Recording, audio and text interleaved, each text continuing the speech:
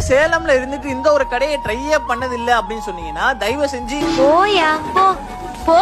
அப்புறம் இந்த இடத்துல மெனு கொஞ்சம் லிமிட்டடா தான் இருக்கும். ஆனா இருக்கிற மெனு எல்லாமே சும்மா நின்னு பேசும். இன்னைக்கு நம்ம ஃப்ரெண்டோட பிரேக்கப் ட்ரீட்டுக்கு எங்க வந்திருந்தோம் அப்படின்னு பாத்தீங்கன்னா சேலம் ஏவிஆர் ரவுண்டானம் கிட்ட இருக்க ஃபுட் எல்லாம் பழமை மாறாம கொடுத்துட்டு இருக்க ராமலிங்க ஹோட்டலுக்கு தான் ஒரு விசிட்டா போட்டிருந்தோம். இவங்களோட ஆம்பியன்ஸ் பாத்தீங்கன்னா ரொம்ப நீட்டாவும் டீசென்டாவும் இருந்தது. டோட்டலா 3 பிரான்ச் இருக்கு. இதுதான் சேலம்ல ஃபர்ஸ்ட் பிரான்ச்.